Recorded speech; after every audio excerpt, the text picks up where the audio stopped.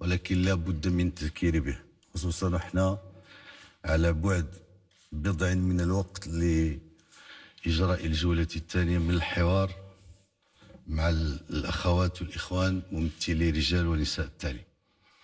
هذه الظروف الصعبة وهذه الظروف الاستثنائية لن تمنعنا من تحسين دخل نساء ورجال التعليم، إيمانا منا بأن دورهم أساسي.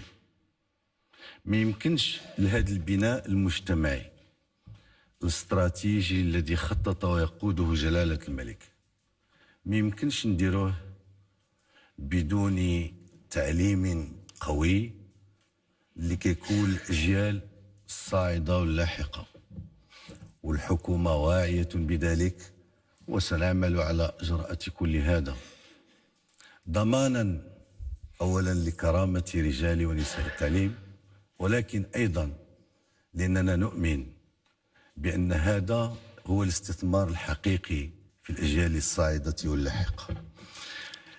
لما كنهيو البعد الشق الاجتماعي ما كاينش الوقت بزاف باش نطول وندخلوا في التفاصيل، قد تأتي فرص أخرى، كانت عندنا فرص في النقاش. كاين البعد الاقتصادي اللي كيخلق الثروة والشغل ويخلق معدلات النمو اللي افكتيفمون تمكن الشباب المغربي من حياة كريمة وولوج الشغل.